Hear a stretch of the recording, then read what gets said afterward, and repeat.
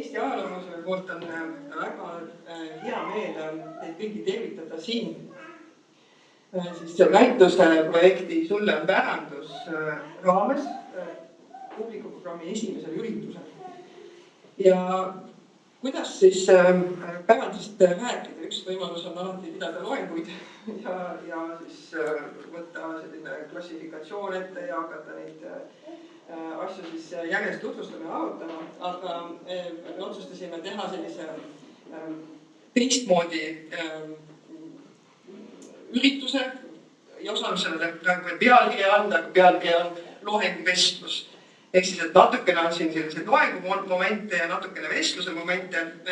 Meie selline trio siin sellisel kujul saab esimest korda kokku, küll aga me oleme väga palju tööd koos teinud, nii Pikse kui Marjuga, nii eraldi kui koos. Et vaatame, kuidas meie vestlus sellise publikuga koos täna siis sujub. Meil ei ole ka liiga palju üksteisele nagu sellist kokkuleppeid, mida täpselt me teeme, aga kohe näete, et midagi me siiski ka stsenaariumid koostasime. Minu roll on siis anda see väike sissejuhatus sellest, kuidas need looduslikud pühapaigad on jõudnud praegu siis üheks muinsuskaitselisteks objektideks, mis on reguleeritud muinsuskaitseseaduses kohe eraldi mälestise liigina, et mina annan seda väikse ajaloolise vaate. Ja siis nendest pärandielementidest endist ja sellest suurest mõttest, et siis seda me hakkame Pikse ja Marjuga siis eraldi veel rääkima. Et need, kes siis näitusel käisid just äsja peetud kuraatori tuuri kuulasid, et siis seesama 1666. aasta Rootsi kuninga muinsuskaitseseadus, plakat või määrus, kuidas teda siis juriidiliselt ka siis defineeritakse. Et selles dokumendis endas ei ole otseselt viidet asjadele, mida me võiksime looduslikeks pühapaikadeks nimetada küll, aga seal on tegemist Rootsi seadusega, mis on ruunikivid, et kõik selline suure Rootsi ajalooga seotud asjad kirjas, aga selle plakatiga koos, või see plakat saadeti koos siis sellise täpsustatud juhendmaterjaliga. Ja selles juhendmaterjalis, mis siis oli mõeldud kirikuvõtajatele, kohalikele ametnikele, oli tõepoolest ka kirjas siis pühad kuud ja pühad kohad ja pühad salud. Et kuidas see 17. sajandi sellises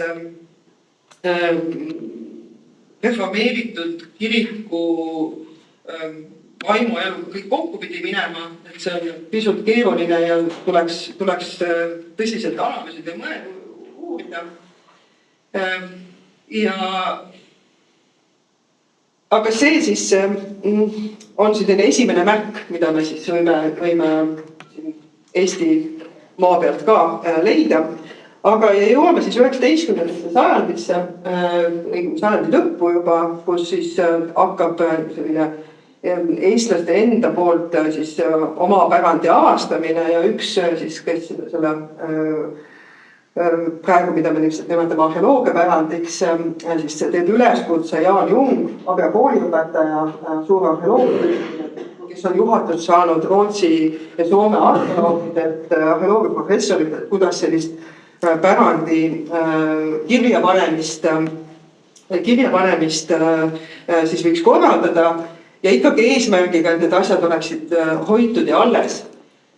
Ja Jaan Jung siis kutsub üles tegelikult matusepaikasid nagu kaardidega, aga nende seas on siis selline loetelu seas on siis ka üks lõik, kus ta ütleb, et kõik vanad ohvrikohad ja hiite asemed, sest sagedasti on hiljemalt nende ohvrite peale ohverdatud, kus enne seda surnud on põletatud. Ja kui me jõuame siis esimese kaitseseaduseni, siis seadus loetleb kinnis muinasvaradena muu hulgas, siis ka loodusmuinasvarad, number 5 all, loodusmuinasvarad nagu ohvripaigad, hiiepuud ja pühad allikad.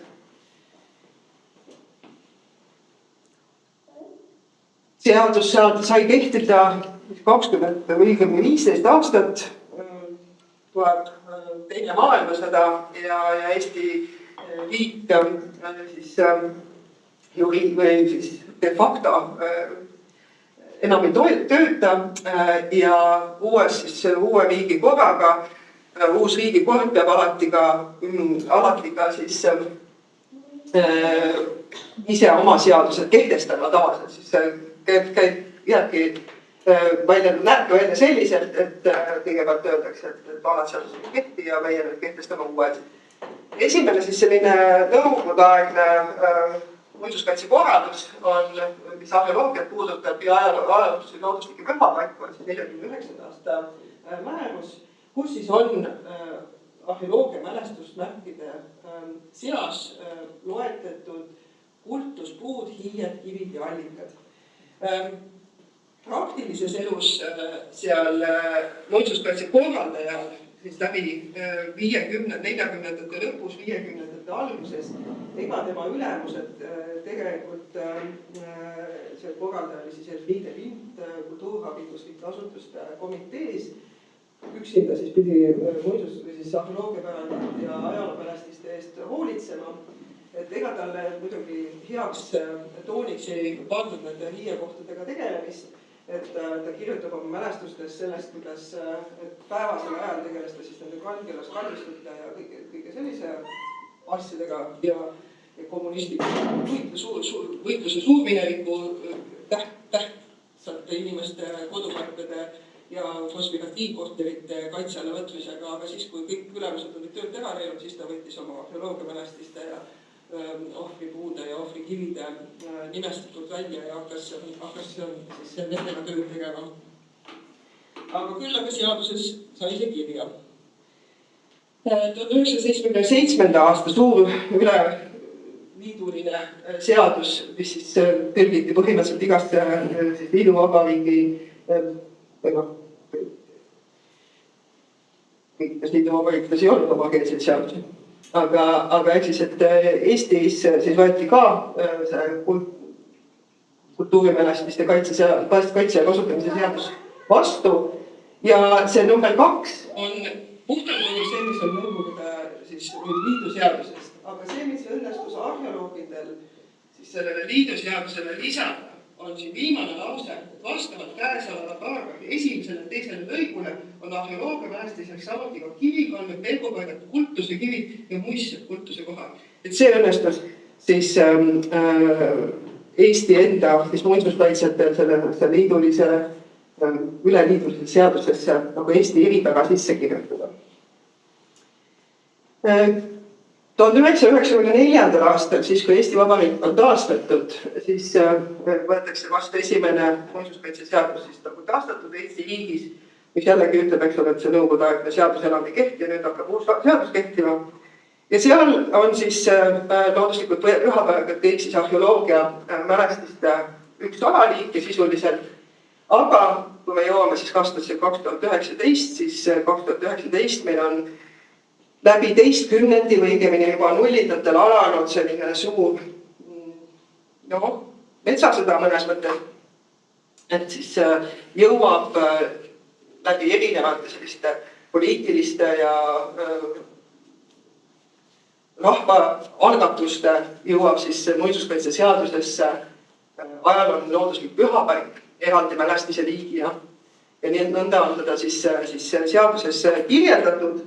Öeldakse, et ajalooline looduslik pühapaik on olulise inimmõjuta rahva pärimuslik ohverdamise, pühaks pidamise, ravimise, usulise või rituaalse tegevusega seotud asi või maa-ala. Ajaloolised looduslikud pühapaigad on oluliselt rahva pärimuskultuuri ning kohaliku identiteedi kaitjad. Nõnda, aga mitte, et me nendesse objektidesse praegu läheksime, aga et 20. 30. looduslikud pühapaigad jõuavad ka siis päriselt ka muinsuskaitse korraldusse, sest et üks asi on see, et meil on, eks ole, need samad need Jaan Jungid ja kõik, kes on pannud pärandid kirja, meil on nagu loetelud, meil on ka pärandid defineerinud seaduse mõistena, siis saab päris elu, siis hakkab see seaduses on kõik asjad kirjas ja siis hakkab see reaalne töö, kus siis, et pärandi objektid hakkavad jõudma või nende kaitsekorraldus siis hakkab jõudma omanikele ja vastupidi siis omanike tahtmisel hakkavad jõudma siis riigiametnikele. Nii et siin on üks näide, kus teatatakse ühe siis mängi või tamme hävimisest ja soovitatakse siis tulla seda hävitada pildistama. Siis on veel näiteid natukene, aga ma ei hakka neid lahkama. Et siin jällegi on üks näide, kus ohvri nimi ja siis soovitatakse ikkagi teda algsel kohal säilitada, et teda ei peaks kuhugile linna vaatamiseks viima. Siis on üks hästi huvitav ja natuke keerulise käekirjaga juhtum, kus on toimunud püha puu põletamine ja kõik võimalik protokoll ja ülekuulamisprotokoll ja 20 lehekülge erinevat teksti, siis kuidas sellist juhtumit uuriti. Ja siin üks näide siis ühest Ilmela kandist, ühest suurte puude kaitsele pakkumisest, mille siis muinsuskaitse leidis, et seda informatsiooni on siis liiga vähe ja kaitsele ei peaks võtma. Ja siis üks hästi põhjalik uurimus on siis, või selline menetlus on toimunud siis lavastaja Hiie koha peal. Ja see lavastaja oli ka meil, siis kui muinsuskaitseametis töötasin, oli meil töölaua peal, väga põnevaid objekte. Nõnda, ja nüüd ma siis tutvustan meie tänaseid vestlejaid. Olen siia palunud Ma tulen oma tooliga teie juurde. Ma tulen siia vahele. Te tunne ennast hästi. Jaa, ma panen tegelikult, tean seda, et ma panen vahepeal siit ära liikunud õigest kohast. See oli pikk saad. Ma kohe kõigepealt tutvustan teid ja siis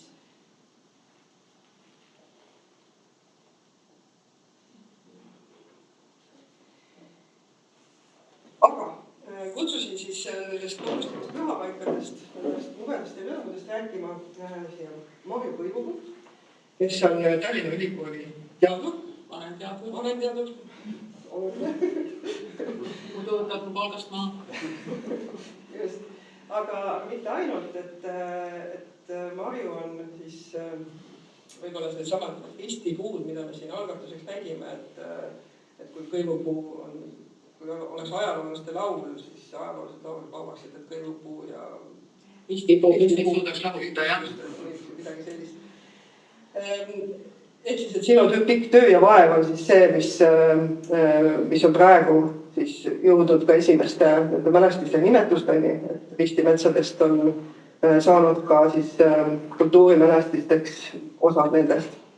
Jah, mul võib-olla siin ütleks jah, et minu töö on tegelikult seotud Tallinnas viimased peaaegu 20 aastat Maastiku- ja Kultuurikeskuse teadlasena, uurijana ja see muu hulgas sisaldab siis ka kõike seda, mis on seotud looduslike pühapaikade mitte ainult kaitsekorraldusega, vaid ka sellega, kuidas erinevad ühiskonnagrupid, erinevad inimesed saavad aru looduslikest pühapaikadest, nende väärtustest, nende kaitsmiste vajadusest, sellepärast, et me kui tavaliselt räägime, et meie eestlased, aga kui meie eestlased oleks kõik ühel häälel, ühel meelel, siis me tegelikult ei peaks mõtlema välja muinsuskaitseseadusi või mõtlema välja viise, kuidas looduslikke pühapaiku meie endi eest kaitsta, sest et kelle eest me neid ikka kaitseme, kui iseendi majandustegevuse või mingisuguse muu tegevuse eest ütleme siis ajas lühemalt.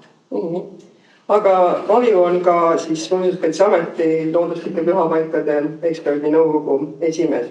Ja teiseks kutsusin siia hea kolleegi Tikne Kama, arheoloog, kes siis aastal 2019, kui muinsuskaitseseadus vastu võeti ja siis see uus mälestise liik, looduslik pühapaik eraldi mälestise liigina siis seadusesse sätestatud sai, sai siis Piksest esimene Muinsuskaitseameti looduslike pühapaikade nõunik. Et igal mälestise liigil siis selline nõuniku ametikohti sisuliselt on. Sa enam ei tööta Muinsuskaitseametis, küll aga ma palusin Piksel teha siis väikese sellise sissejuhatuse, et see oli siis 2019 kuni 2024, kus oleme Muinsuskaitseametis. Et räägi natukene kõigepealt oma tööpõllust, et kui ma tõin sult selle seaduste punktidega, tõin siiamaani, et nüüd sa saad siis rääkida, et mis need seaduse punktid nad olid jõudnud aastal 2019 ja sinu töö selline. Endas kronoloogiliseks tasuks ka mainida seda vaidlust, et kas looduslikud pühapaigad peaksid olema muinsuskaitse teema või looduskaitse teema. Et 2019 see vaidlus oli selle võrra ära vaieldud, kui mina jõudsin, aga... No, kui meil on aega 2 tundi, siis ma võin sellest rääkida.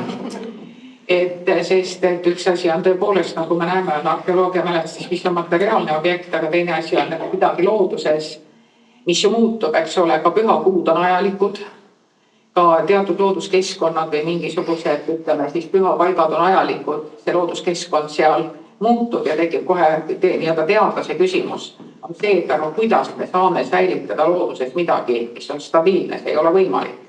Ja nüüd missugused on need muutused, kui suured need võivad olla, et see pühapaik oleks ikka veel pühapaik, sest nagu öeldud, praktiliselt me tahame, see maastiku uurijate nii-öelda klassikaline lause, et inimene tahab, et see maastik, mis oleks tema ümber, oleks püsiv.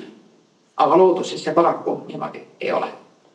Jah, et võib-olla ka see taustaks, et see probleem, mille pärast arheoloogia mälestise mõiste hästi sobinud on see, et arheoloogia mälestistel, nagu kalmistud asukohad, seal on arheoloogilised leiud, mis seda defineerivad. Looduslikud pühapaikades võib olla mingisuguseid vanasid ohvriande, aga ei pruugi. Ja näiteks eriti ristimetsade puhul on see üldiselt üsna ebatõenäoline, et seal ka maa sees midagi on, pole välistatud, aga selle tõttu ka ristimetsi seni ei olnudki liikliku kaitse all kui kultuurimälestisi. Ja selleks ei olnud ka erilist vajadust, sellepärast, et kui siin sa Ulla ütlesid nullindates, siis mis ju toimus nullindatel meie metsanduspoliitikas. See oli see aeg, kui Eesti Vabariik otsustas kõigepealt likvideerida metsavaid, metsnikud ja kogu metsamajandust hakati sisuliselt juhtima nii-öelda ülevalt Tallinnast. Aga kui ma lähen nüüd Kagu-Eestisse või laiemalt Lõuna-Eestisse, siis inimesed, kes olid kohalikud, kes metsi majandasid, nad teadsid, kuidas seal asjad käivad ja nad said hakkama ka sellega, et säilitada kõik need sellised rituaalse käitumise paigad, kaasa arvatud ka see, mis on seotud risti lõikamisega. Aga nüüd ta vaatab ülevalt, ta vaatab seda kaarti, ta tõmbab joone.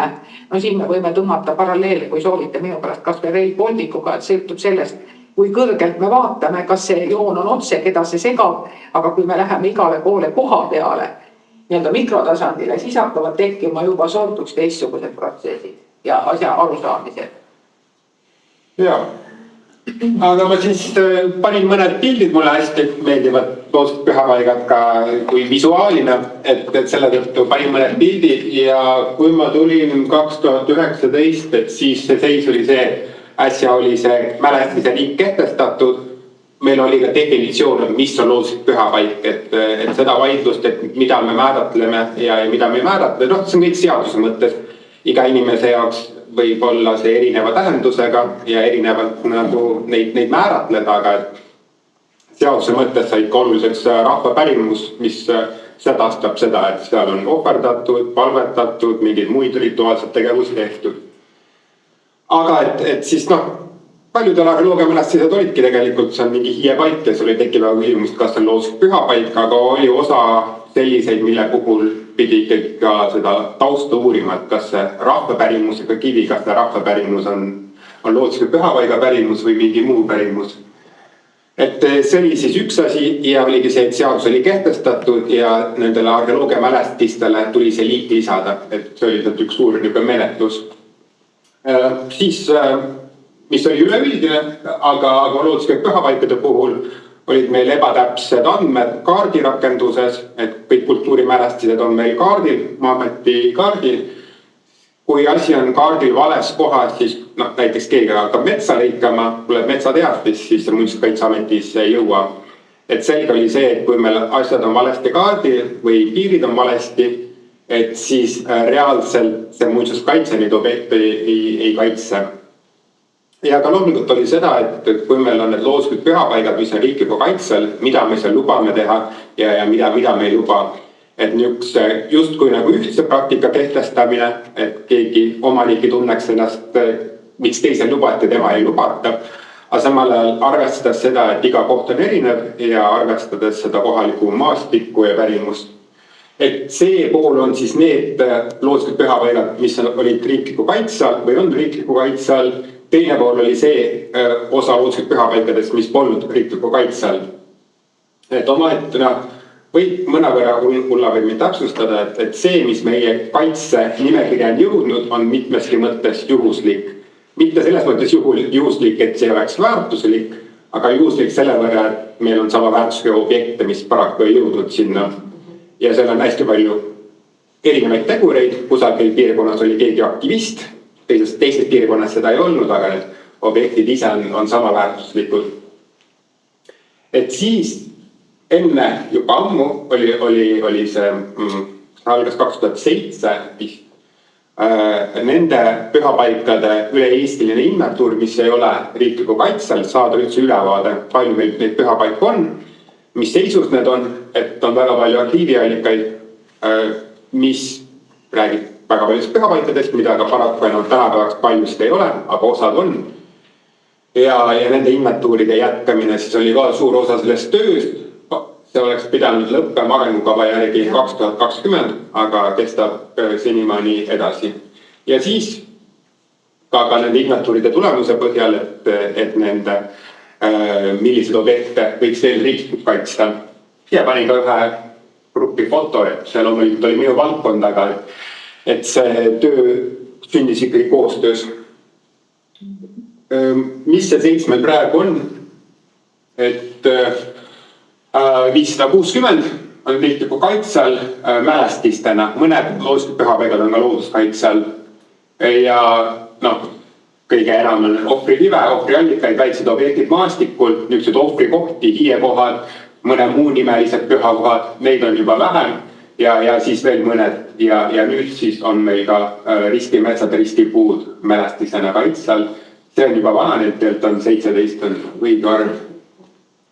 Et selle võrra jah, et kui me räägime looduslikest pühapaikadest, siis iseenesest on ka hästi nii palju erinevaid objekte, nii palju erinevaid kultuuritraditsioone, aga et see on nagu üldnimetus, kuidas me proovime mingit kultuurinähtust käsitleda. Ja mis siin on lihtsalt Eesti ka, kõik need värvilised alad on need, kus on inventuurid toimunud, see on siis vananenud seis 2023, et tänase seisuga on ka Ida-Saaremaa, Setomaa ja Kärla kihelkond, et Krista just rääkis meile, ütles, et 70% Eesti kihelkondadest on inventeeritud. Paraku see on hästi raske olnud, et ei ole paraku see, et muinsuskaitse eelarves oleks see raha ja me saaksime nende tööd tellida. Seda raha on tulnud igalt poolt kokku taodelda ja palju tööd teha,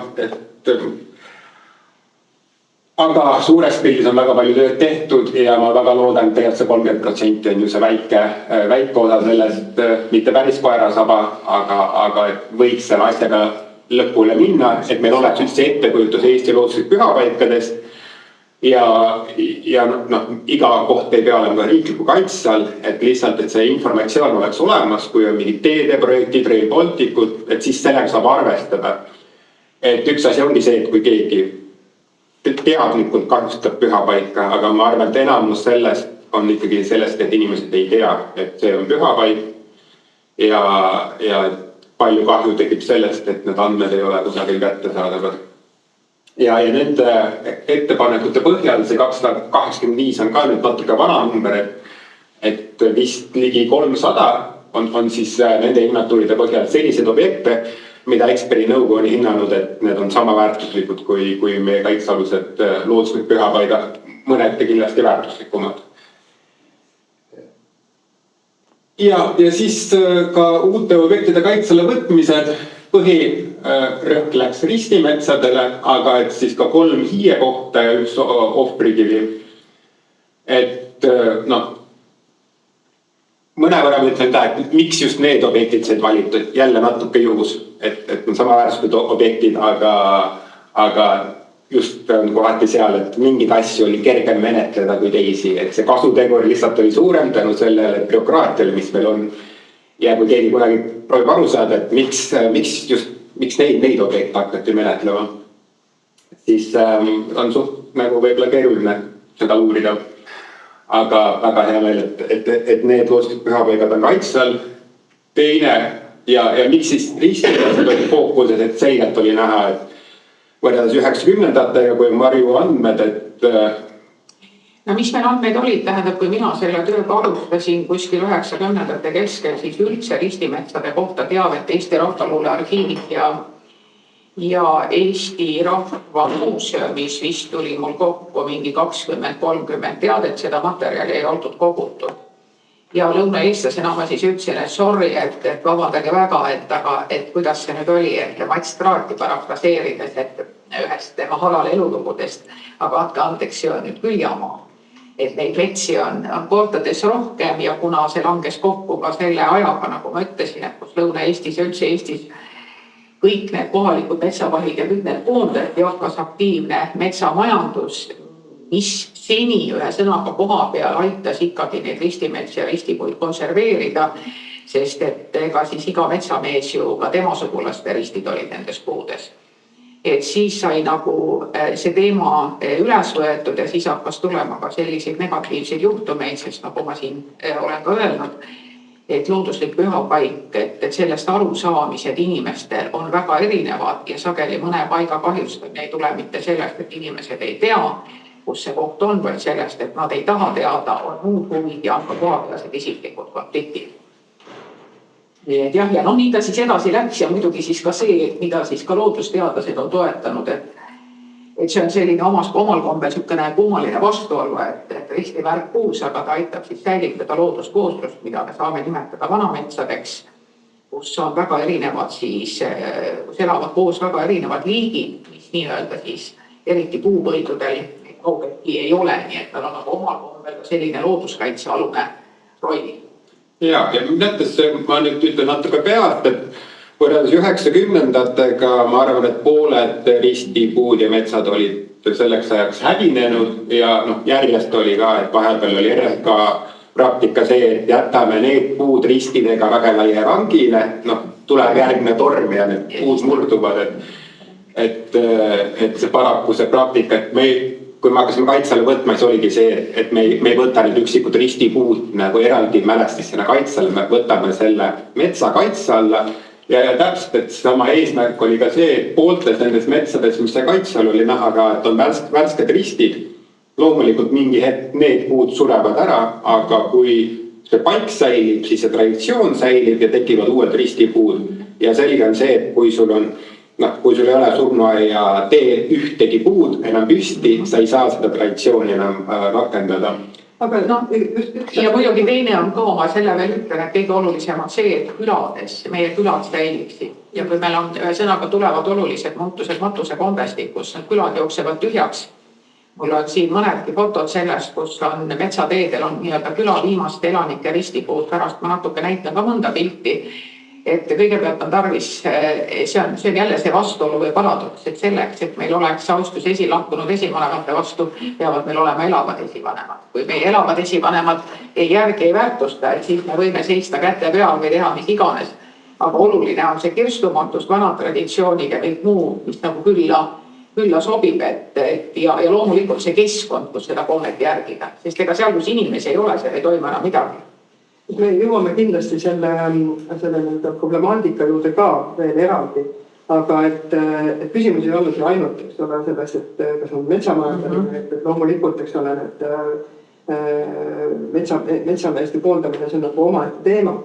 Aga teine asi, mis just nimelt ristimetsade puhul oli probleemiks, on siis ka meie teede kvaliteedi parandamine. Ehk siis, et väga, kuna ristimetsad asuvad teede ääres ja kui nüüd teid tehakse selliste siis kaasaegsete nõudmiste järgi siis kõikide kraavide kaevamine ja teealade laiendamine, et see tegelikult saigi väga paljudele Eesti metsadele hoopis see töö sai nagu saatuslikuks, et neid näiteid on sul veel ka. On küll jah, sellepärast, et kui me praegu räägime traditsioonist, mis on jäänud ainsa või ühesõnaga ütleme siis sellisel kujul kogu maailmas ainsana klumpi kogu Eestisse, siis näiteks on väga palju teateid kogu Vana-Liivimaa alalt kuni siis ütleme Läti keskosani välja, aga kuna ka Saaremaa kuulus Vana-Liivimaa koosseisu, siis seal viimased ristipuud võeti maha vahetult kas enne viimast suurt sõda, teist maailmasõda või vahetult pärast seda, kui laiendati teid ja muidugi kultuurikatkestus. Inimesed, kes lähevad või tähendab, kes küüditati, kes lahkusid oma kodudest, see puudutab väga palju Mulgimaa ristipuude traditsiooni.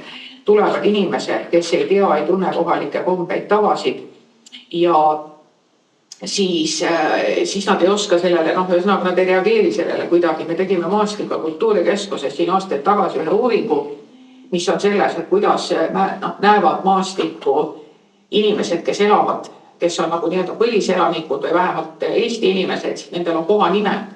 Aga venekeelne elanikkond kasutab koha defineerimises kilomeetriposti. See või teine asi on 7. kilomeetril, 10. kilomeetril. Neil ei ole koha nimesid, neil ei ole lugusid. Neil ei ole nagu seda sidet ei ole. Ja kui me läheme Soome, siis Soome ristimetsad kadusid 19. sajandi lõpul koos siis metsatööstuse ja raudteede rajamisega.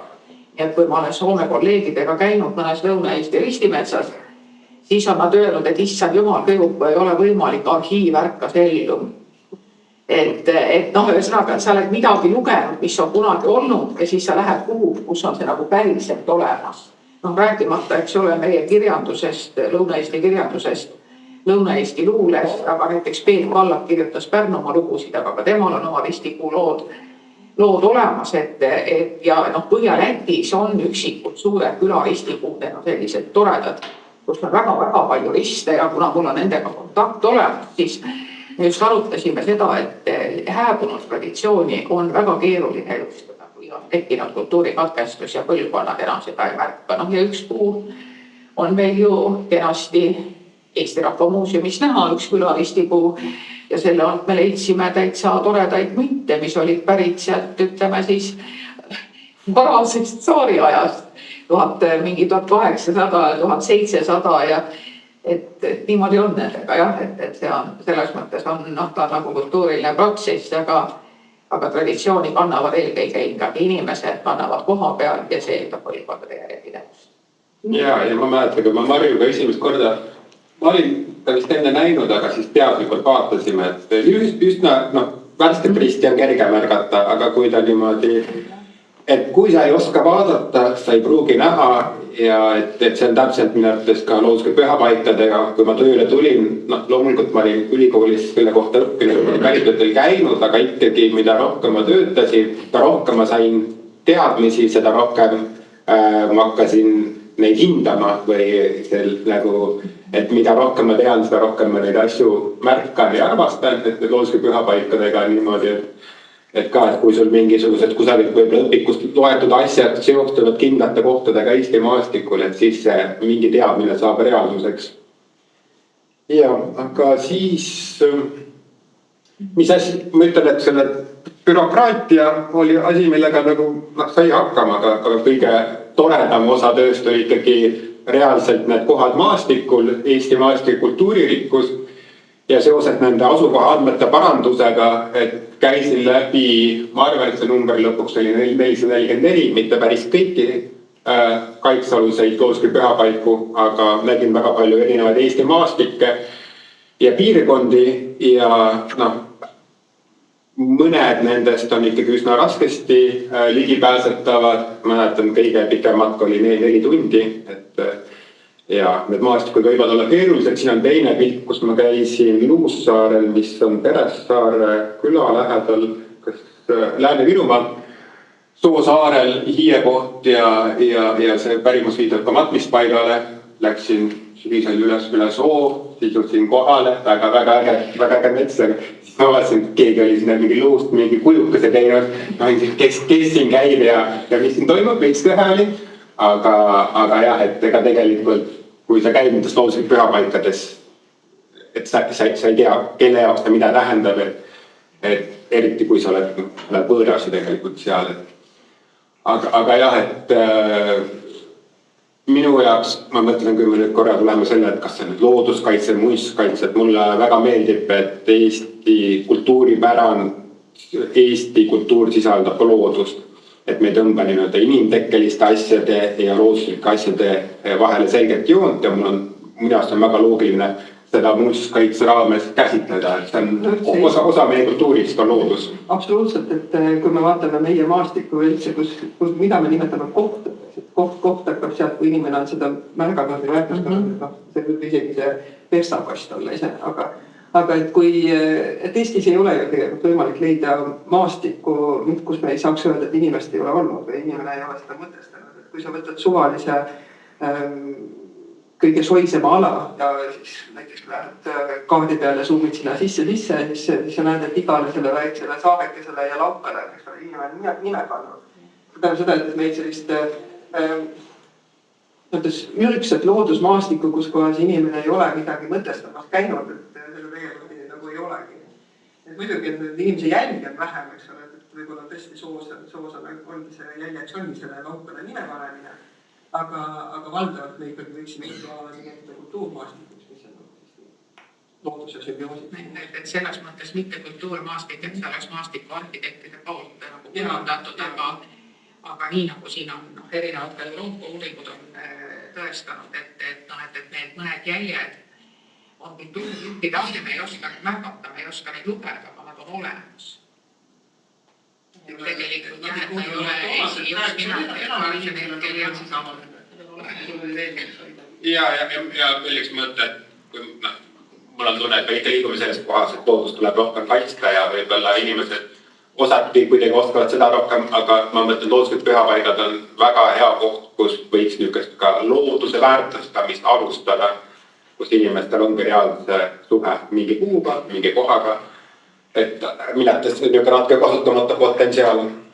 Nii, ka võib-olla sellest, et mis valed kaardiandmed või selline praktika, et üks asi näiteks selle ohvrikivi kaitsmine, teine on selle keskkonna kaitsmine, et sellist praktikat, et metsas oleva ohvrikivi ümber võiks olla täiskasvanud mets, et seda sai rakendatud ja üks asi on see lageraielanko, kui sinna kasvab ka veel üle pea võsa, siis on seda ka suht keeruline üldse sinna jõuda ja siin oli lihtsalt üks näide, kus see kurjakaimu kivi, see oli 50 meetrit, seal raiet ei toimunud. Tee sinna oli niimoodi, aga siin selle metsa tuka sees oli see ohvrikivi ja see 50 meetrit selle võrra väga hästi toimis, et seal ohvrikivi ümber oli mõnus, et see üks asi on selle objekti kaitse, teine on selle objekti kaitsega selles nagu ümbritsevast keskkonnas. See on jäse miljööväärtus, et kuund mõjub nagu, eks ole, emotsionaalselt looduslikumalt, ta on ikkagi võib-olla see alumine värvifoto, mitte nii väga see mustvalge, see, kus on raielank ja lage, kuigi samas on ka see, meil olnud see diskussioonipunkt, eks ole, me kõik kolmekesi oleme ühes koos väga kaua neid dokumente vaadanud, et mingil hetkel on, kuidas see Kauks üle kirjutas, et see, kus nüüd on lank, oli enne metsa, aga enne seda oli seal lagendik ja seal käis mul vanaema karjas. Et see maastik võib ka inimpõlvede jooksul muutuda, et see, mis praegu on nii-öelda lageraie, et ta on ka kunagi võib-olla olnud lage, aga me enam ei mäleta seda, meil ei ole fotodokumente ja nagu öeldud, et inimene tahab, et maastik püsiks võimalikult puutumatuna. Ja, aga ma arvan, et loomulikult, kui tegemist oli näiteks istutatud muusikuga nõukogude ajal, siis on see teine juhtum. Aga vahepeal just hiiekivi on näiteks kunagi olnudki nagu keset hiite või hiie osa, et jälle on palju teinud selliseid näiteid, kus on veel kaitse all üks kivi, aga tegelikult pärimus räägib ka sellest ümbritsevast alast. Aga jah, et iga koha puhul see ka kohapõhine lähenemine ja lihtsalt, et kui keegi ei tea, siis kultuurimäleste kaardil on niisugune see objekt, ütleme see nüüd ohvrikivi, see kivi ise selle ümber, see 50 meetrit kaitsevööndit ja need võib-olla mõned kolm näidet, kus meie riikliku kaitse all olev mälestis oli kadunud, et see märk oli enne siin ja kaarti vaadates sai suht selgesti aru, et ei saa seal soosi olla. Aga et vahepeal see, et seal ei ole, aga kus see on, siis on võib-olla üsna keeruline. Aga kuigi ta ei olnud õige koha peal, siis õnneks see kivi oli väga hästi säilinud. Suht nagu enne teatas kaugel soo niimoodi poolsaare peal, aga seal olid ka künte, inimesed olid seal käinud, tähis oli olemas, et sai kaardil selle paranduse ära teha. Jah, ja kaardi andmed ma julgen isegi öelda, et need ei ole selles mõttes alati nagu pahatahtlikult valed, vaid meie mõõtmine ja kaardistamine on muutunud tohutult täpsemaks viimase 20 aasta jooksul. Ja samas on ka see üks asi, millest me alguses natuke rääkisime, on see, mis on toponüümide paljusus. See tähendab seda, et kui me võtame ainult toponüümide või kohanimede järele, siis tekib küsimus, et mitu linna meil on. Kas meil on Tallinn, kas meil on Revel, mis meil siin veel on, eks ole, või on see Taani linn või kui me räägime näiteks, kui me räägime Tartust, kas me räägime Tartust, Tertist, Jurjevist ja samamoodi näiteks ühel järvel minu jaoks on olnud selles mõttes on legendaarne, et Tartu lähedal Kambjal, et selle järve nimesid nii-öelda siis erinevate ajaetappidel, mis on vist kokku 7 või 8. Aga räägitakse ikka sellest samast järvest. Üks asi on selle toponüümide paljusus, et inimene, mis võib tekitada segadust. Kaardiandmetest rääkides on just see, et praegu, eks ole, on meil tõepoolest kõik võimalikud mõõteliistad ja väga selge või nagu isegi oma seda seal soos ennast suhteliselt täpselt paika panna, et meie levi on juba nii hea, aga see, kuidas kõik need suurem enamus nendest looduslikest pühapaikadest, mis siis, eks ole, olid juba mälestistena nimekirjas, väga paljud neist olid juba siis selles 20-30 aastatel nimekirja jõudnud ja ka Nõukogude ajal. Ja Nõukogude ajal, Eesti Vabariigi ajal, siis see, mis on arheoloogid siis näevad, eks ole, nendest andmed või kuidas neid andmeid koondati, enamasti kasutati verstakaarti. Vana verstakaart, mis on nagu ikkagi, sinna paned sa umbes selle kuhu. Seda mõõtkavad erisus, eks ole, sa pead selle versta teistendama tänases. Nõukogude ajal siis olid Muinsuskaitseametikel oli põhimõtteliselt kasutada juba 50. aastatel siis need samad muinsuskaitse määrused sätestasid seda, et majandite plaanidele tuleb kanda mälestised.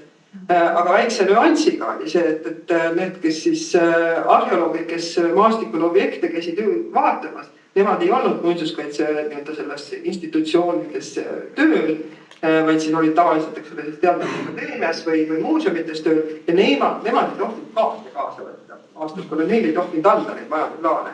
Ehk siis, et käidi mingisuguste kaartide järgi, kas Eesti-aegsete kaartide järgi, mis kuskilt kätte saadi, või jäeti meelde ja siis mindi, eks ole, sellise muinsuskaitse ametniku juurde ja siis mälu järgi pandi seal majandi plaanile kirja, muidugi see ei olnud alati nii, aga väga paljudel kordadel, et selliseid eksitusi, et on pandud natukene teise metsakvartalisse midagi, et seda kahjuks on üsna palju ja Jahne siis nendega kõvasti tegeles. Ja siis on veel muidugi üks asi ka, mis on me tegelikult, kuna meil on siin kultuuri- ja mälukatkestused olnud, et vahel me nii-öelda glorifitseerime seda suulist rahvapärimust, mis on pigem nagu motiivikeskne, aga mis ei ole kohakeskne, et kui mina ise olen inventeerinud välitöid, ma olen tavaliselt võtnud inimese kaasa ja öelnud, et kas see on reaalselt see koht, millest sa räägid. Mõnikord hakata kahtlema, mõnikord ütleb ei, see ikka siin ei ole, see on ikka seal ja me teame seda oma käest, et vaata, kui ma nüüd, eks ole, hakkame üksteisel juhatama, et sa oled võõras kohas ja keegi jutustab, et see koht asub seal. Kas me alati jõuame sinna välja, kuhu jutustaja on tahtnud, et me jõuaksime.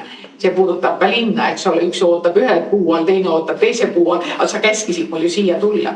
Et praegu meil on olemas väga täpselt need igasugused seadmed, mille järgi on võimalik.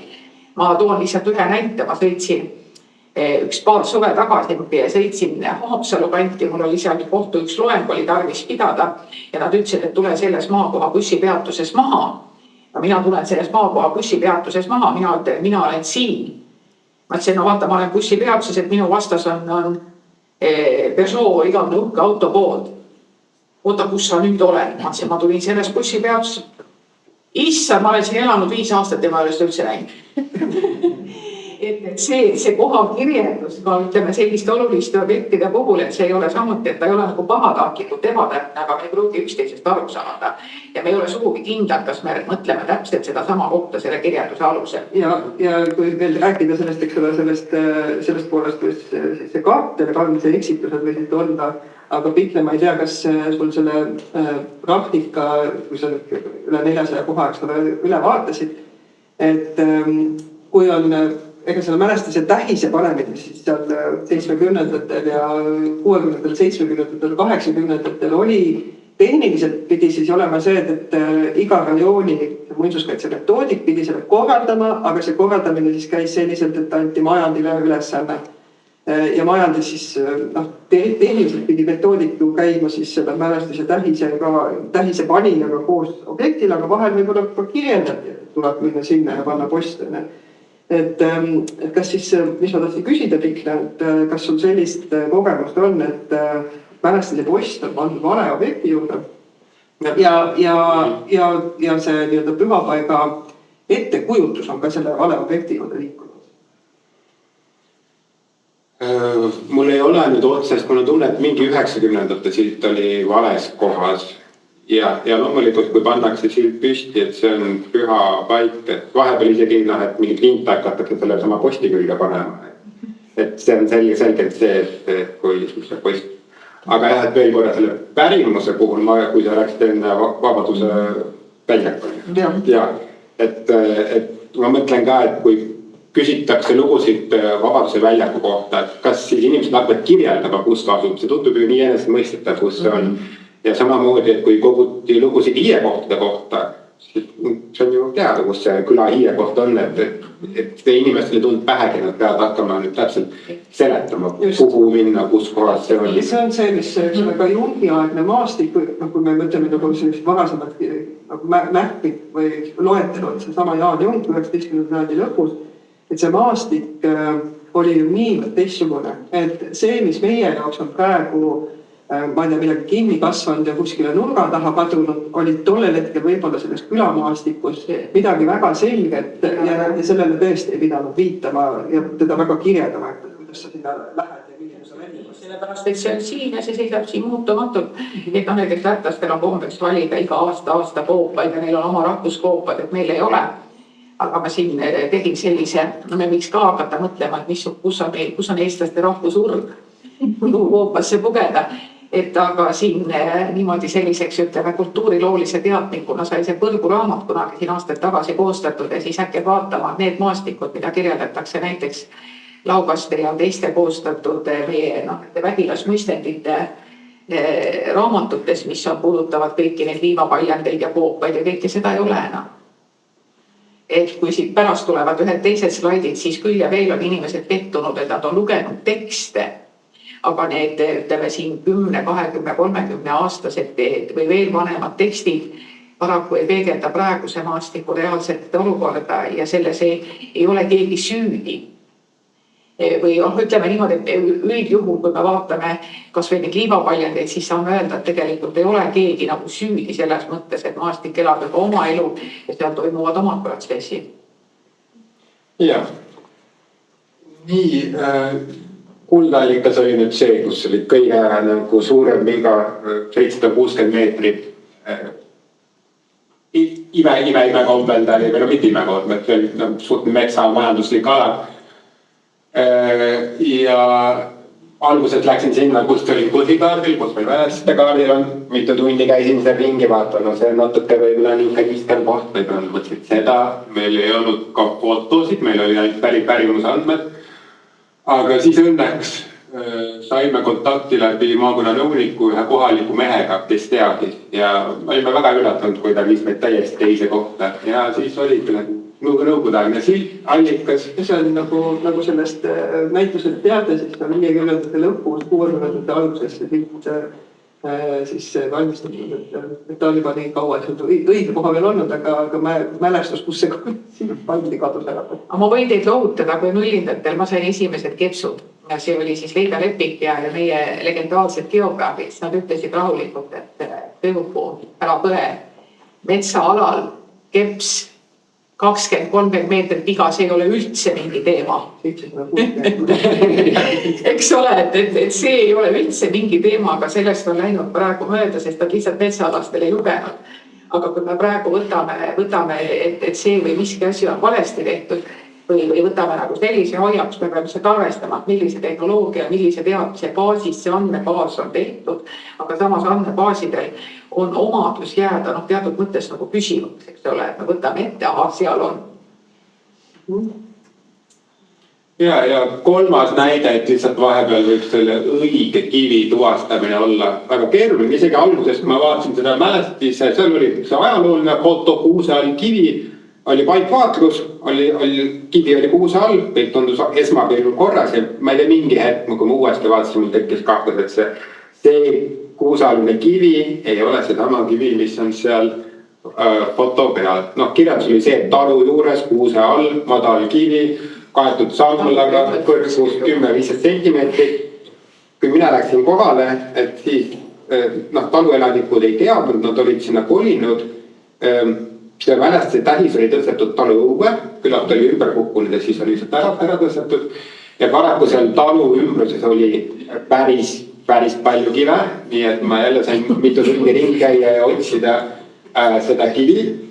Ja siis ma sain aru, et see tänapäevane kuusk, millal seda ühte kivi oli pildistatud, et tegelikult see vana kuusk oli juba ära hävinenud, aga ma mingi vana ortofoto põhjal tuvastasin selle ja leidsin selle õige kivi üles. Et lihtsalt, et teistpidi, kui keegi enam ei mäleta seda pühapaika, siis objekt ise ei ole hävinud, aga meie nagu kultuurimälust on seda samamoodi kadunud. Et mitte, et see kivi oleks olnud ohus, aga et need täpsed asukoha andmed, kuna selle võrra looski pühapaik, tal võib olla väliseid tunnuseid, mis eristavad teda muudest asjadest, aga ei pruugi ja tõesti. On keeruline öelda, et miks just teiste objektide seast seda on hakatud pühaks pidama. Selle kivi oli küll väga huvitav säbruline pind ja keskel niisugune lokk. Ja, see on minu poolt kõik. Ma istun sinna. Teeme väikse vahetuse.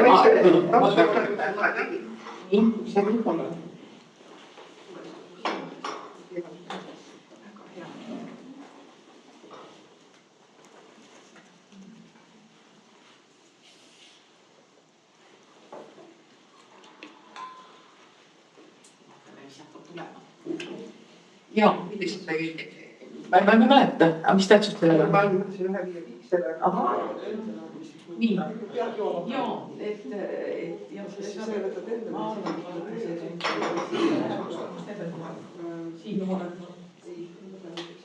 Selge. No nõnda, et me tegelikult oleme siin saanud kenasti üksteisega vesteldes rääkida ära kogu selle teemade ringi, et konkreetselt siis et mina jõudsin tõepoolest lõunaeestlasena pühapaikade teema juurde läbi ristipuude kaitse korraldamise. Seda me tegime tookord läbi siis erinevate looduskaitseorganisatsioonide ja proovisime siis üles liputada ka päris esimese kaardi, mis puudutas siis ristipuude asukohti naiivses lootuses, et metsamajandajad on siis nende jaoks on enam-vähem informatiivsed. Loomulikult see kaardilihke oli tõesti tehtud tolleaegse tehnikaga, aga heas usus kantud ja praegu tundub see täpselt niimoodi, et kui me nüüd kasutame blenderit, eks ole, siis meie jahatasime seda veel käsikiviga niimoodi, et tuli niimoodi, aga enam-vähem umbes täpselt. Looduslike pühapaikade siis eksperdinõukogus päris pikka aega ühel või teisel viisil on siis tõepoolest pannud nagu mõtlema ja arutama väga erinevate küsimuste üle. Sellest on siin ka hästi palju juttu olnud, et ühest küljest kahtlemata need paigad kannavad meie teatavat kultuurimälu. Et siin on näha nüüd üks Tülivere tamm, Krista tunneb ära, sa käisid seal panemas. Ja teine on siis see Püha tamm, mis on Kuremäe kloostris, mis on seotud ka siis vene õigeusu ikooni leidmisega ja selle narratiiviga, mis on praeguseks kuivanud. Ja see illustreerib minu jaoks seda näidet, et kelle eest me seda loodust kaitseme, et me kaitseme eelkõige iseenda eest.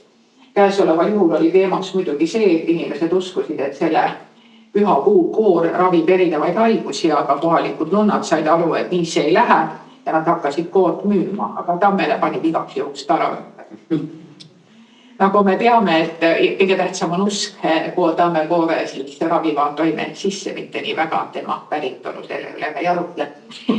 Et tõepoolest, et need on jah, on midagi niisugust, mis on muutumuses, aga mis kindlasti pakuvad ka väga erinevaid toredaid elamusi, kui me siin natuke rääkisin, ütleme siis sellisest maastikupärimusest, mis muutub, pidades silmas siis meie Hiiu muistendite kogumist ja üldse maastikupärimust laiemalt osa me peame rituaalse käitumise läbi pühakohtadeks, osad on lihtsalt toredad põnevad pärimuspaigad, kus ei ole teada, et oleks mingit usulist käitumist või sellist kombetalitusi tehtud, aga on ikkagi ära ütlemata kenad. Et siis on tõesti see, et kuidas neid hoida, et nad oma niisugusel kujul, nagu need meieni on jõudnud, et nad kestaksid edasi ja hoiaksid alles ka seda, mis on tänapäeval hästi oluline. Ükskõik, kas me nimetame seda siis elurikkuseks või me nimetame seda keerulise sõnaga, ma ei tea, ma parem ei ütle. Ma tulin konverentsilt ja ma ei suuda pikki sõnu välja öelda.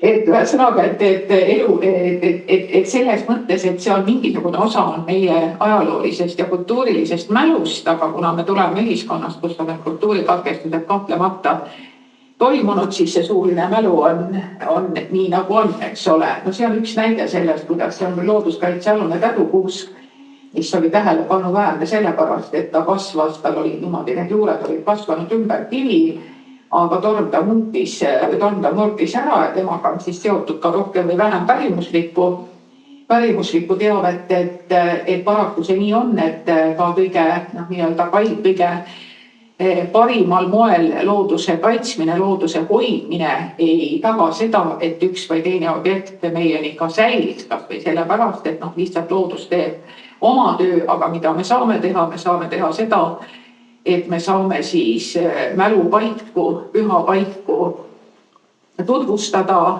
hoida, nendest rääkida, sest nagu öeldud, meil on erinev ilmavaade. Meie hulgas on maausulisi, kes suhtuvad looduslikesse pühapaikadesse religioosselt oluliselt teistmoodi kui võib-olla inimesed, kes leiavad lihtsalt, et see on kultuurilooliselt huvitav, samavõrd kui inimesed leiavad, et see on nende jaoks probleem, et ta ei saa seal tekitada või ta ei saa seal arendada oma majandustegevust, et ei oleks see jutt väga kurb, et ma räägin ühe toreda loo ammustest aegadest, kus ühe siis Lõuna-Eesti uus omaniku maa pealt leiti kivi või leiti siis külakalme, eks ole, need on need matusepaigad, mis meil siin paralleelselt kirikuaegadega eksisteerisid ja ta muidugi ei saanud seal siis oma majandustegevust arendada, ta tahtis mingi ateljeeraja või midagi sellist teha. Ja arheoloogia poole pealt oli siis ka vastuseis, loomulikult ta protesteeris selle vastu, et seal ei ole matmispaika ja need luud on üldse lehmaluud ja seda naaber on ühe sõnaga toonud kiuste ja pannud talle sinna selle künka peale, eks ole, et tema ei saaks seal rajada, et ta on kohutavalt kade ja siis minule pöördutud küsimus oli see, et kuna me oleme siin arutanud selle üle, et kas ja kui palju intellektuaalid on samavõrd idioodid, aga küsimus oli siis selline, et kuulge, et meil on siin Võrumaal on Munamägi ka, et kas te nüüd tahate öelda, et see on munasid täis. Et kui te ütlete, et külakalmesse on maetud inimeste luud. Nii et looduslike pühapaikade eksperdikomisjon peab olema suuteline vastama kõikidele küsimustele sõbralikult, neutraalselt ja loomulikult maaomanikud on. Vahepeal, et näitusel siis see intervjuu, mida ta näitusel Pikseliga saate kuulda, siis ma ei mäleta, kas läks sinna sisse, aga tõenäoliselt läks, et Piksel on väga hea mõtisklus selle üle, et kuidas meie tänapäeva inimesena siis suhestume pärandpaikadesse. Et üks asi on nende vana kombestiku uurimine ja siit on väga lihtne, eks ole ju öelda, et aga ma ju ei usu sellesse, miks see peaks olema minu jaoks väärtuslik.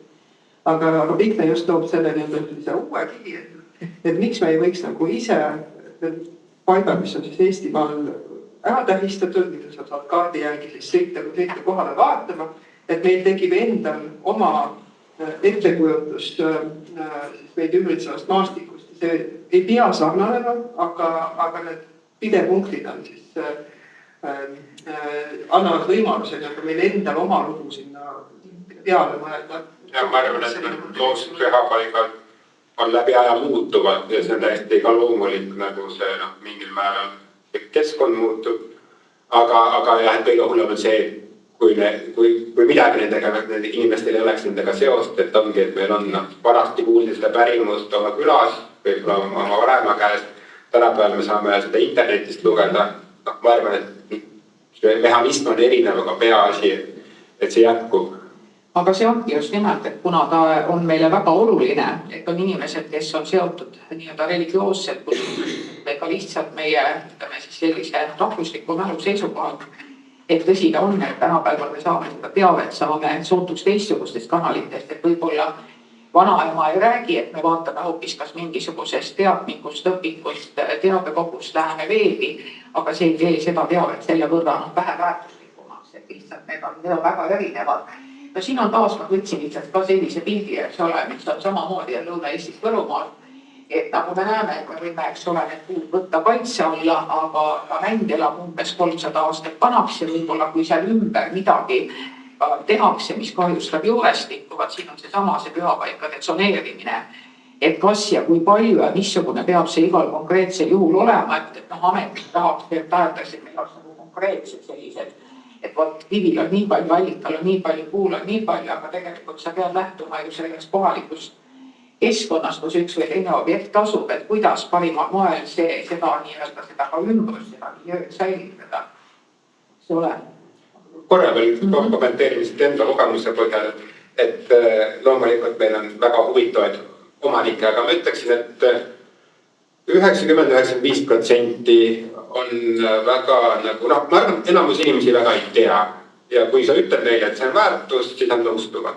Võib-olla on nagu 5%, kes hakkab vastu vaidlema ja mõttes ikkagi ka selge seos, et kui on kohalikud inimesed, siis nad oskavad seda palju paremini väärtustada ja kõige hullemad on ikkagi suured metsafirmad, mitte üldse kõik, aga mõned suured metsafirmad ja kui sa lähed koduleheküljeks, siis sa loed, kui loodust armastavad nad on, teevad nagu, aga see sisu, mis sealt tuleb. Aga see ei ole ka üldse mitte kõik metsafirmad, et üks ristigu võiksime, ma ei mäleta, mis selle metsafirma nimi oli, nad ütlesid, jah, nendel tekib sellest majanduslik tulu, aga... No siin on jah see, et muidugi mina olen selles mõttes, et see on see teadusinimene, kes alati viskab natuke külma vett ka, ma näitan natuke teistsuguseid pilte ka, kus võib-olla, mis natuke räägivad sulle ka vastu, aga me peame ka tegelema, jah, et aga kõik seal on õigus. Et see 95% inimestest, kes pigem toetavad ja pigem leiavad seda, et see ei ole nii-öelda pool, aga siis on see väikse protsent. Siis on see need markantsed asjad, mis... No kohe ma mõnda näitan ka, et siis on need mõned markantsed asjad, mis vaata tõmbavad tähelepanu ja kahtlemata ega siis ka meie meedias on ju sedasi, et ega sellist positiivset kuvandit, see jõuab meediasse oluliselt vähem, et just nimelt jõuavad need negatiivsed kaasused, mis ei ole üldsegi alati mitte enamuses, aga nendest räägitakse. Siis on nagu 2 teemat. Et praegu mul on üks tulevane magister, kes siis uurib ka seda, mis on seotud siis looduslikesse pühapaikadesse andide jätmise, et kas see on siis prügi või midagi enamat, et vaatame, siin on, eks ole, toredad sellised asjad, aga nüüd me hakkame vaatama, et kas siin on siis, mida meil sinna kõike jäetud ei ole, et siin juba hakkab, ütleme, see pühapaik või see koht hakkab natukene vist nagu varju jääma.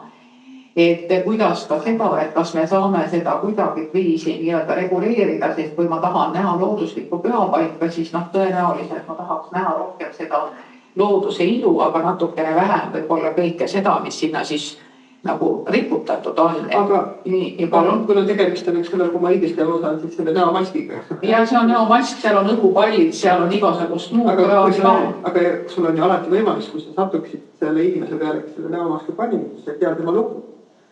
Ja võib-olla oligi suu kusk, et see näomaski jätmine aitab, ma ei tea, moonast üle saada. noh jah, ütleme jah, aga siis ongi sedasi, et kui ma tahan näha seda ilusat tätet, et siis võib-olla, et kas vanad eestlased, aga huvitav, aga kui sa niimoodi küsid, aga seal on üks lõhupalli, et mis sa arvad, mis selle inimese või? Selle tükendamisega läheb mul raske. No vaata, eks ole, ma olen see, kes alati inimeste tujud ära rikub või kui sa leiad sealt koerakappa kotte, et kuidas sa nagu, kuidas seda tõlgendada. Nii, vaata, aga mul on veel... See on vist aula, kus on olemas see infotahved, mida tohib. No jah, aga vaat see on see, et no siin on näiteks, see on nüüd Lahemaa rahvuspargis see pärn, kus on seal rikuvad nupud ja siin on, vaat see on nüüd saula praegu siin, eks.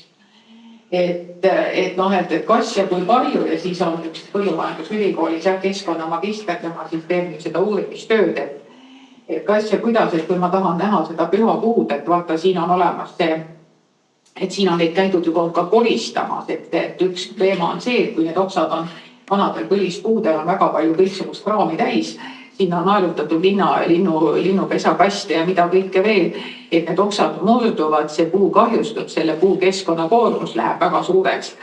Et kas see nüüd tingimata on seda sorti rituaalne käitumine, mida siis keskkond vajab, et see pühapaik kaotab oma teatud mõttes looduslikku ilme, et see on umbes niimoodi nagu nende udupeente jõulupuudega, et noh, et ega sa puud ennast sealt alt enam ei näe.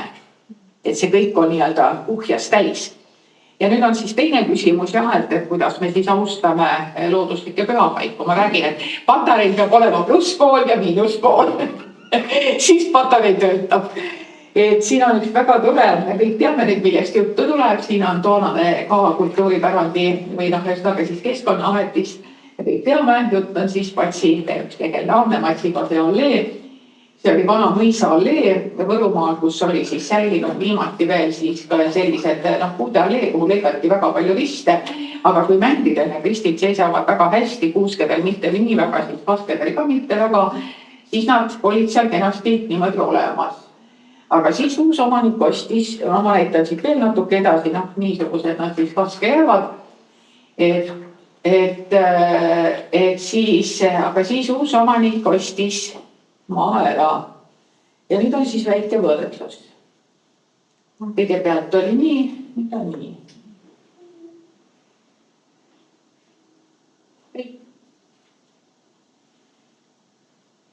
Läinud.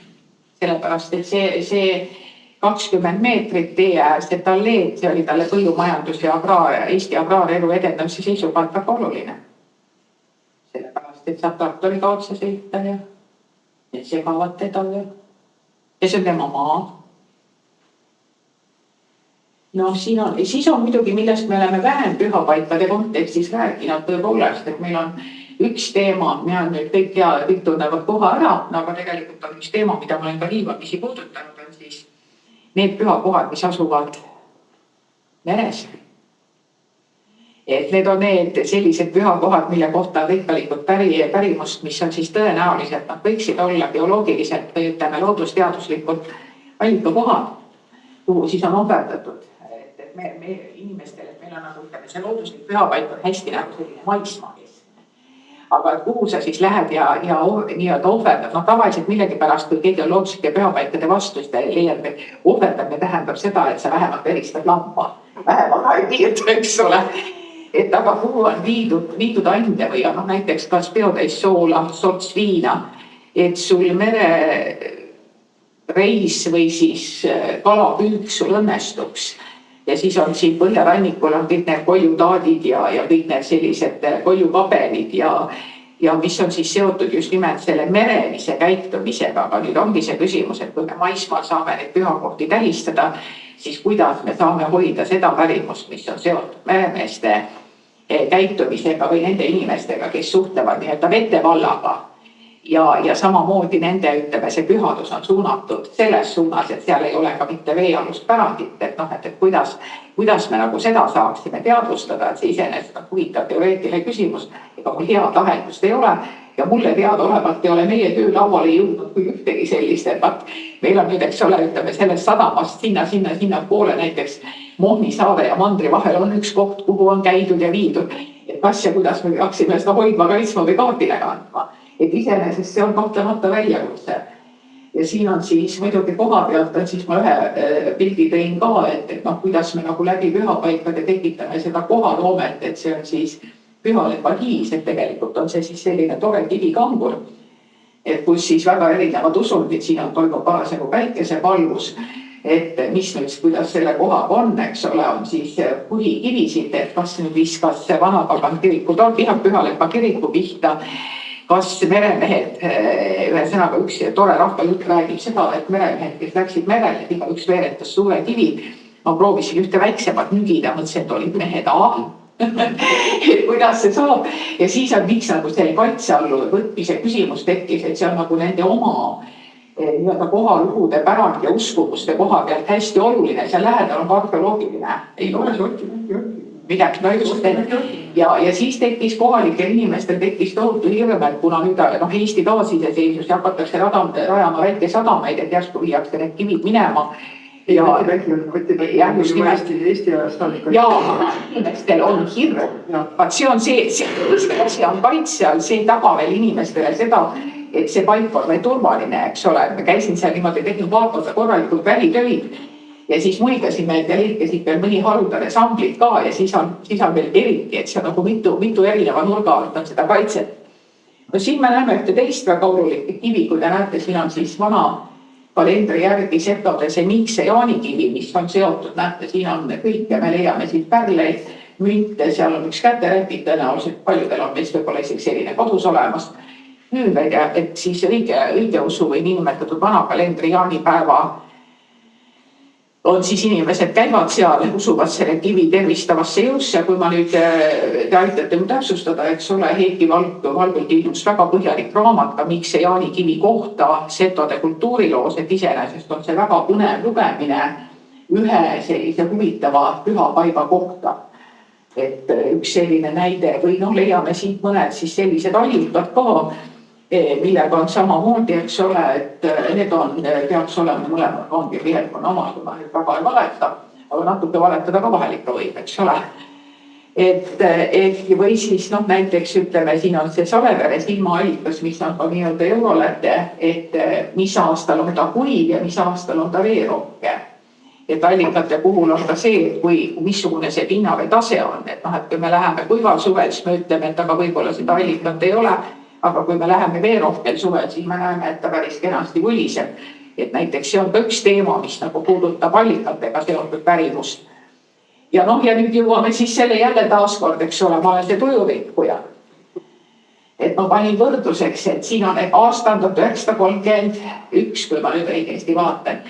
Simona haridusselts annab haridusselts oma üldkoosolekul 19. juunil otsustas pöörata teie poole palvega, et Simon Areviku ja avanduse Kahtulühisuse loe sina võib-olla. Liigutuse vabriku vaheline männik saaks võetud muinsuskaitse alla. Nimetatud metsatükk kuulub riigile ja on ainukene, mis asub Aleviku läheduses ja kõlbab jalutuskohaks.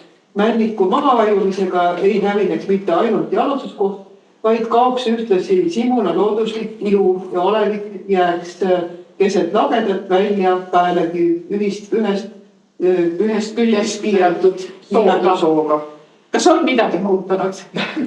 Ei ole, aastaks ole, me oleme praktiliselt 100 aastat olen edasi ja meil on tegelikult samad teemad metsamajand. Ja muidugi see on minu selline lemmikpilt, et siin on siis, eks ole, selle pandud Vaardi looduskaitseala. Ehk siis, et see Simuna asi on selline see esimene kahvala. Jah, kahvala, jah, just nimelt. Just nimelt, et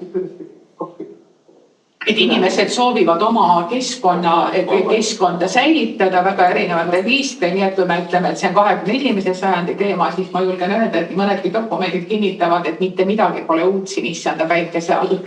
Looduslik pühapaikadega vahepeal oli selge, et näiteks mingid karjäärid, mis oli kõige rohkem kohalikku elanikkonda loomulikult häirib ja tulid siis ka muinsuskaitseametis kirja, äkki seal on midagi arheoloogilist, äkki seal on mingi looduslik pühapaik, see koht on meile väga, et paraku see ei ole selleks mõeldud. Riikliku kaitsega mälestused on ikkagi need, mis on aga jah, et seal sealt otsitakse neid võimalusi, kuidas seda oma piirkonda kaitsta.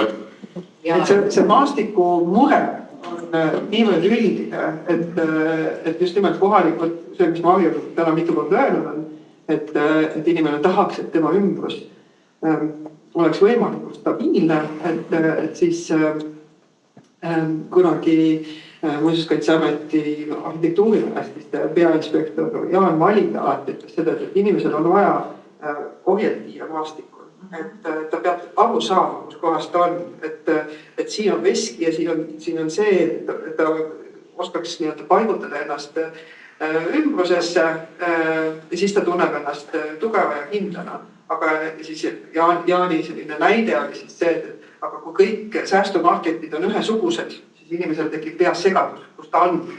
Et samamoodi see maastiku stabiilsus on inimeste jaoks hästi loomuomaselt vajalik, et seega toob siis seda neid muresid maastiku muutmise ja arendamise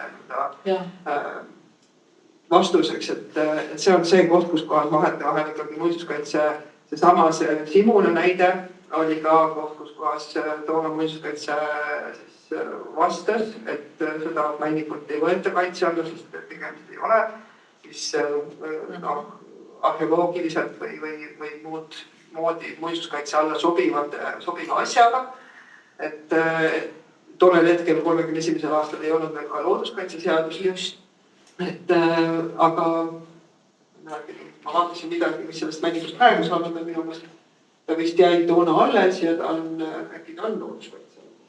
Ja praegu meie töölauale jõuab hästi palju, mis on selliseid kohti või kõik olulisi piirkondi, mis on tõesti seotud reilkoordikutrassi ajamisega, et inimesed ei soovi ja siis nad ütlevad, et kas või leidke midagi ja väga keeruline ongi selgitada seda, et me saame kaitse alla võtta siiski ainult neid kohti, mis vastavad teatud kriteeriumidele, et sellepärast ma ka tõin selle Simona näite siia. Siin on võib-olla veel üks ilus tore, et kui te Lähemaale lähete, et siin on see Sipapärn on nüüd kenasti tänaga ka kergelt ümbritsetud, et varem ta asus sisuliselt nõukogude ajal nii-öelda karjamaa või ütleme kolhoosilautade taga seal, aga ta on siis huvitavalt, see puu on kasvanud, et ta on igas mõttes hästi tähelepanuväärne, et Pärn iseenesest kestab kaua sellepärast, et ta hakkab ajama sealt siis sellised, ütleme selle juure kaela juures ta põsusid, et ta võib sees tühjaks, eks ole, siis ta kui kasvab ja on seal, et meil on ka väga toredaid selliseid kohti või kahjuks, aga jah, kui me siin räägime põletamisest, et siin on siis näha, siis on Palivere künnapuu, et hästi vana künnapuid üldse Eestis on hästi vähe, ta seotud ravimise ja pärimusega. Praegu Haapsalu suur tee läheb siit mööda, aga näete, inimesed teevad asju, mida nad ei peaks tegema hoolimata kõigest, sest see puu on ilusti siin ja ma ei paneta endast, kui piksavad järgmisi ära teha. Et siin on näha selline natukene varem on seda Palivere künnapuud tulnud, et öeldakse, et ta on pahvik sellepärast, et inimesed on sinna viinud ainde, et oma haigustest vabaneda, et on see pärimused sellepärast. Ta põeb inimeste haigused, sellepärast näeb ta selline välja, kunagi on näinud ta selline välja. Et kahtlemata, et ma jään selle juurde, et me püüame kõiki neid loodusväärtusi pühapaiku kaitsta ikkagi inimese tegevuse eest. Siin on näeme ühte ristimetsa, veel mõned pildid. Ja võib-olla natukene ka seda, nüüd on praegu, kui me käisime Naarle kihelkonna välimeid tegime, siis muuseas see maja puu on või võssa kasvanud, et andis otsida neid puid sealt seest. Ja nüüd jälle, eks ole, nagu ma ütlesin, et ma olen tujurikku ja meil negatiivne patarei ots. Et kas selle kohta siis oli niimoodi, et metsafirma siis ütles, et tõesti mets on säilitatud, aga need puud on ju alles, kuhu aadistik peale lõigatud. Aga nii või? Või siis me toome siis natukene midagi positiivset ka, eks ole, et siin on üleval on Richard Viidalepp, see fotoülemine on tehtud 30. aastatel Rasma ristimetsas, aga siin on siis juba sammukene edasi, et me püüame siis juhtida tähelepanu, et sellised metsad on meil olulised. ja muidugi, et mitte kallist taupäeva nüüd ja sõbrapäeva siis lõpetada, siis ma siiski leidsin, et meie üks parimaid reklaame, mis on viimasel ajal tehtud, on nimelt see, võib-olla sellega ma lõpetaksin. Et kui metsaraie jätkub senises mahus, võib peagi olla Eestis rohkem puu, linnu ja loomanimedega inimesi kui nende liikide esindajaid looduses. Et siin praegu on suurendatud, et kahjuks te ei saa neid tekste lugeda, aga see oli siis see pälvis ka, ütleme siis reklaamiagentuuri tohutu tunnustuse. Et kui ma siit nüüd väiksemalt peast loen, aga tegelikult ma ei näe siit ka lugeda, siin on näiteks vaata Ullamaa loemiskadaga kohta. Pärast vaatame jah, et ma kahjuks siit ei näe lugeda, aga et siis on jah, kõigil on niimoodi siis tehtud. Et iseenesest on sellised nagu seda viisi nagu Eestimaa Looduse Fondi ja kõikide poolt, et me pöörame tähelepanu mitte siis ainult ka mitte pühapaikadele, vaid pühapaikade kaudu ka looduskeskkonna ja liigikaitsele laiemalt ja sellepärast ma arvan, et see kõik on. See väärib seda, kui teinekord kuuled telefonist iseenda kohta ühte teist, kui tekib küsimus, et kas me peaksime selle või teise koha kaitseala võtma. Aga ja tõepoolest, et hakata tänane vestlusringi ja loev vestlusringi otsi kokku tõmbama, et äkki siis viimase küsimusena küsikki mõlemad teist, et kuidas sul tunne on, tänapäevase inimese maastikutunnetus. Kas me oleme väga loodustest ära võõrandumas ja kõik see, mis oli siis, kui me mõtleme veel 20. 30. aastatele, kus kihelkonnas siis sündinud inimesed 80% eks ole, kogu oma elu seal veetsid, tõenäoliselt oma seda kodukohta tundsid hästi. Iga talumees tuli oma metsatuppa ja oma kivisid ja kuhu olid esivanemad maetud, et kui see erinevate kultuurikatkestuste, üks asi on siis teine maailmasõda ja sellele järgnevad vabatahtlikud või mittevabatahtlikud äraliikumised kodukohast, uute inimeste tulek. Kas meil on üldse lootust maastikutunnetust tagasi saada? Mina hindan, et see maastikutunnetus on lihtsalt muutunud, et kui me võtame traditsioonilise talu peale, inimesed väga hästi teadsid oma talumaid ja lapsed peale karjas olnud, kõik kohad olid tuttavad, külad olid külas, ka ikkagi jahimehed teadsid laiemalt. Aga inimese see ikkagi maastikutunnetus teistpidi oli väga kodukohaga piiratud.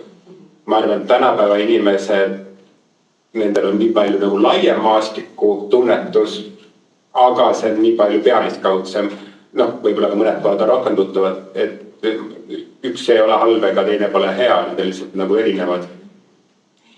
Jah, ma tegelikult toetaksin Pikselt ja ma toetaksin Pikselt just seetõttu, et mul oli au kirjutada Tõe ja õiguse esimesele köitele kommentaarid folkloristi ja vanema kultuuri uurija seisukohalt ja sealt oli minu jaoks just seesama mõte, mis siin kinnitab, et kui see 19-aastane Krõõt ja kui Andres nad läksid sinna, eks ole, mida me praegu tunneme, kui ütleme siis Tammsaare maad või poeetilised Vargamäed, siis äkki selgus, et need majandamise ja loomapidamise praktikad selles uues kohas, kus nad polnud kunagi varem käinud, need ei hakanud enam tööle. Krõõt tõi kaasa rammuse lehma, mis vajus otse kohe sohu, sellepärast et see soisel maastikul hakkama saada oli vaja õhnu kergeid lehmasid, kes suutsid seal liikuda, kes leppisid selle toiduga. Samamoodi Andres ei osanud tegelikult seda maad majandada, tal ei mingeid kogemusi. Krõõt, kui te loete raamatut, eks ole, ta ütleb, aga kus ma siin uikan, metsad ei kaja vastu, siin on kõik teistmoodi. Et just nimelt, et see on see, et sa tundsid oma lähemat ümbrust ja sellega see piirdus ja sageli ongi niimoodi, et kui ma olen ise ka välitöödel siin 30-40 aastat tagasi toonaste vanade inimestega rääkinud, siis neil ongi see, et nad olid vaiksed põlvkondi, pidi vaiksed ja seda kohta tunti tõepoolest hästi põhjalikult. Ja seda, mis võib-olla kusagil mujal oli, selle kohta nagu väga teadmisi ei olnud, aga praegu me teame ühte, teist ja kolmandat ja võib-olla tõepoolest vaatame, kuidas see meie veebikesksus nüüd inimesi mõjutab. et võib-olla see suhe loodusega on hoopis selles mõttes on nagu teistsugune, et kui inimesed satuvad reaalselt looduskeskkonda, et siis ma olen kohanud inimesi küll ja veel, kes nagu ei tea, kuidas teha, kuidas käituda, võib-olla ei tunta liigi omast käitumist. Ükskõik, et see on seotud siis meie rahvuslooma huntdiskursusega, eks ole, et me tahame, et me jätame loomad, jätame vabalt karjamaale, eeldame, et keegi neid ei puutu. Aga traditsioonilisest loomapidamisest see niimoodi olnud, loomad ainult ööseks varju alla. Ja keeldub ka ketikoera välja sellepärast, et ketikoer on hundile kõige lihtsam saata, aga me ise tahame täpselt samamoodi kergelt toitu saada, eks ole. Aga see on hoopis teine teema. Et meie suhe loodusega on kuidagi võib-olla natuke jäänud minu enda hinnangul, et jäänud nagu selliseks, et tegelikult et loodus peaks käituma nii, nagu meie soovime, aga andeks te ei tee seda. Mul on väga kahju. Kuidas on, kas saalis on tekkinud tahtmine midagi küsida, lihtsalt või Marjult kommenteerida ja palun? Üldisem küsimus, et kas võib nagu öelda, et praegu me rääkisime nagu riiklike kaitseala või mõististest, aga põhimõtteliselt, et siiski vanadel eestlastel, et ikkagi nagu neil oli endal olemas ikkagi, see on minu püha puu, see on minu püha kivi, et ma lähen räägin sellega, see on minu, ma ei tea, mingisugune kratt või hea aljas, või see on ikkagi nagu selline kogukondlik nagu, et üks kivi kogukonna peale, üks puu kogukonna peale. Seda ei saa, see on hästi suur üldistus ja muuseas krati eest tuli manta 3 tilka verd kuradile, mis tähendas seda, et läksid otsejoones põrgusse, nii et see kratiga tuleb olla ettevaatlik, ei tea kummale poole satub, kas üles või alla. Aga põhimõtteliselt see sõltus inimestest, et olid kogukonna omad, aga näiteks me saame siin lugeda Oskar Looritsa Kruntsöögest, mida täies mahus eesti keelde tõlgitud ei ole, mille ta lühis avaldas nagu ülevaade meie uskumustest, et olid tarudel oma pühaaiad, kuhu viidi, kas siis sõnaga natukene toidust või millestki, et see nii-öelda see jätke kaas. Olid kogukonna sellised kohad, kus käidi ja see on, nii kaua on see oluline, kui inimene leiab, et ta saab sellest tuge. See ole, et see annab talle midagi, et ta usub, et see, kui ta loodusvaimudega, kellest ta sõltub, suhtleb, et kui ta nendega nii-öelda ka nendele annab ande, et sellest midagi sõltub, et siis ta seda kommet järgib. Ma sellel sügisel ka küsisin üliõpilaste käest, ma annan kohe sõna, et kas me sõltume tänapäeval loodusjõududest. Mul on 100-pealine üliõpilased on auditooriumis, mis te arvate, mida nad vastasid? Nad ütlesid, et ei. Ma ütlesin, palun ärge siis pahandage, kui Tallinn-Helsingi laev ei käi, kui teed on täis tuisanud, kui tuule tõttu läheb elekter ära. Või näiteks, kui meil aastavahetusel Tallinnas juhtus nii, et Ülemiste vanakene otsustas südaöösel teha Ülemiste veest veini, aga see tuli tal halvasti välja ja kraanid jäid kuivaks. Et ühesõnaga, et meil on tekkinud see tunne, et me ei sõltu loodusest, mis on ära ütlemata petlik. Ja ma mõtlen, et päris, kui kellegi on olnud individuaalne pühapaik, ma lihtsalt ei tea sellest, kuidas ta teadmist edasi andnud, aga see sama Jaanikivi meeksid või miks, et mida sa rääkisid sinna. Tänapäeval tuleb vanal jaanipäeval 100 inimesi kokku, vist Heiki raamatu järgi 1000 tuldi Eestimaa poole pealt või Liivimaa poole pealt, Venemaa poole pealt. Kui see püha koht seostub ka mingi püha päevaga, nagu jaanipäev on, et kui me paneme need 2 püha asja kokku, et siis tekib veel eriti suur see pühadus sinna, et mõned need pühapaigad seostuvad ka mingisuguste pühade päevadega. Ja, et selles mõttes, et selles kirjalikus pärimuses on näha seda, et kas on lokaalne või siis, et tõepoolest seal või Saugaste kihelkonnas pühapaikade uurimuse kaasa tegeleda, et siis et seal tuli välja, et pärimuses on isegi Lätis tuldi. Et jah, et see peab võib-olla ka nii-öelda mitte ainult isegi kihelkondlik, vaid ka laiemalt, et oleneb siis. Ja piirialadel ma veel ka täpsustan, et alati on tegelikult on ju väärtustatud, et me ütleme teinekord ka, et kas on Soome nõiad või lapitargad on targemad, et see, mis on nagu nii-öelda siis teisest kultuurist, et see on nagu tundub kuigivõrd tugevam, et mul on samamoodi Hargla kihelkonnas, kui ma oma kodukihelkonnas inventuuri, seda kadakat enam ei ole, aga minu üks lemmiklugu on, mis on rahvasuust üles kirjutatud, aga mis näitab ka seda, et kas me usume või ei usu, et oli siis kadakas, kuhu siis Tõnise päeval, Püha Antoniuse päeval, keda ka sigade patrooniks peeti, et naistel oli kombeks viia pool seapead. Et noh, et sead õnnistakse loodusvaimudele on annetatud, küllap see seapea seal kadakal leidis piisavalt huvilisi, et pärast võiks öelda, et loodusvaimud on Anni kenasti vastu võtnud. Aga külapoistel siis teadsid, et vanad naised lähevad oma seapea ja palvetega sinna ja paluvad, et Püha Tõnisekene kaitse meid seateisi ja siis, et võta no vasta, et meil rohkem ei ole ja siis poisid olid põõsad peal. Vähe tõi.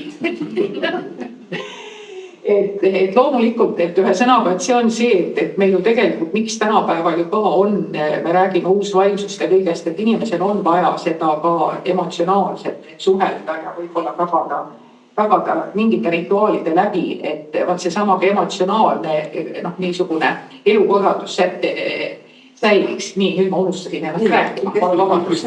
Aga tõmbame otsad tänaseks kokku, et poolteist tundi arutelu oli natuke loengut, oli natuke vestlust. Aga sellest võib väga pikalt rääkida. Võiks minna süvitsi igasse teemast. Täpselt, et selline huvitav siis vaade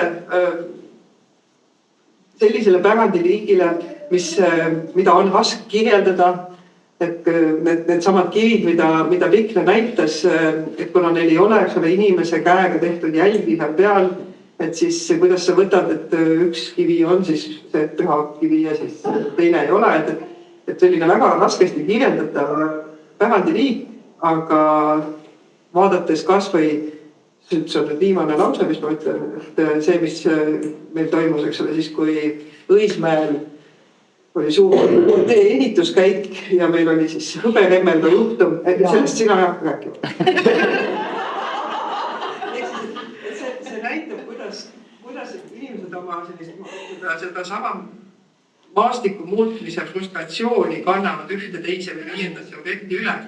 Et see on midagi niivõrd universaalset, et seda siin ei tohiks mõtistada selle üle, et juba Eesti ajal või 19. sajandil, kui neid pühapaikade jutte kirja pandi, tulevad nad ju tegelikult väga sageli minevikulistena, et vanavanemad või vanaema olevat midagi pühaks pidanud ja see puu on juba maha raiutud, et need usud, see usk kui selline, mis, eks ole, igapäevaelust olla juba väljas, aga see oli tähtis ja seda kanti edasi, seda teadmist.